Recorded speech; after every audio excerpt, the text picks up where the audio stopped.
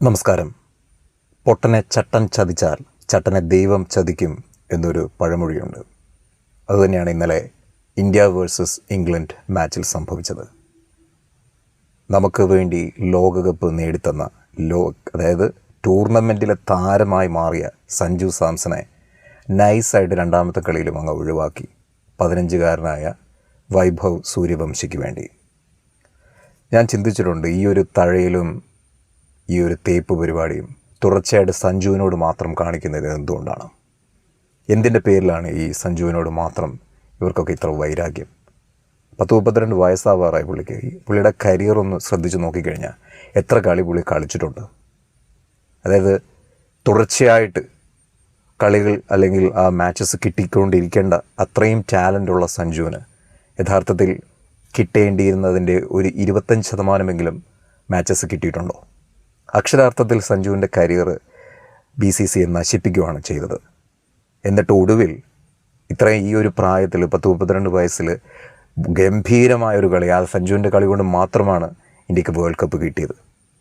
എന്നിട്ടും അതെല്ലാം മറന്നുകൊണ്ട് 2-3 കളിയിൽ ഫോം ഔട്ട് ആയതിൻ്റെ പേരിൽ നൈസായിട്ടൊക്കെ ഒഴിവാക്കുകയാണ്. എന്താണ് മറ്റുള്ള കളിക്കാർക്കൊന്നും ഇത് ബാധകമല്ലേ? ഇപ്പോൾ അഭിഷേക് ശർമ്മയൊക്കെ എത്ര കളിയിൽ തുടർച്ചയായിട്ട് ഡക്കടിച്ചു, എന്നാലും അഭിഷേക് ശർമ്മേനെ ആരും തൊടത്തില്ല. ഇതൊക്കെ ഈ ജനങ്ങളെ വെറുതെ വിഡ്ഢിവേഷം കെട്ടിക്കുന്ന പരിപാടിയായി മാറിക്കൊണ്ടിരിക്കുകയാണ് ഈ നമ്മുടെ രാജ്യത്തെ ടീം സെലക്ഷൻ എന്ന് പറയുന്നത്. ഗൗതം ഗംഭീറും അജിത് അഗാർക്കറുമൊക്കെ എന്ത് നീതിബോധമാണ് ഇവർക്കുള്ളത്? എന്തായാലും ഇപ്പോൾ പ്രകൃതിയുടെ ഭാഗത്തു നിന്ന്, ദൈവത്തിൻ്റെ ഭാഗത്തു നിന്ന് നല്ല ഒരു കരണത്തടി നിങ്ങൾക്ക് കിട്ടിയിരിക്കുകയാണ്. നാണം കെട്ട തോൽവി, 126 റൺസിൻ്റെ തോൽവി. സഞ്ജു ടീമിലില്ലെന്ന് അറിഞ്ഞപ്പോൾ തന്നെ പിന്നെ ഞാൻ ആ വഴിക്ക് തിരിഞ്ഞു നോക്കിയിട്ടില്ല.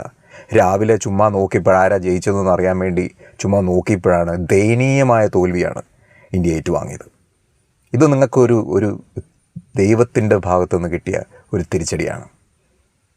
സഞ്ജുവിനെ ഇനിയും ഇങ്ങനെ തുടർന്ന് ഒഴിവാക്കിക്കൊണ്ട് പോകാൻ തന്നെയാണ് ഭാവമെങ്കിൽ ഇത് തന്നെ ഒരു തുടർക്കഥയായി മാറും. ഒരു മനുഷ്യൻ കളി കാണാത്ത അവസ്ഥ, അതായത് ക്രിക്കറ്റിനെ സ്നേഹിക്കുന്ന ആളുകൾ പോലും കളി കാണാത്ത അവസ്ഥയിലേക്ക് ഇന്ത്യൻ ടീം എത്തും. 15-കാരനായ വൈഭവ് സൂര്യവംശിയെ കളിപ്പിക്കുന്നതിൽ തെറ്റില്ല.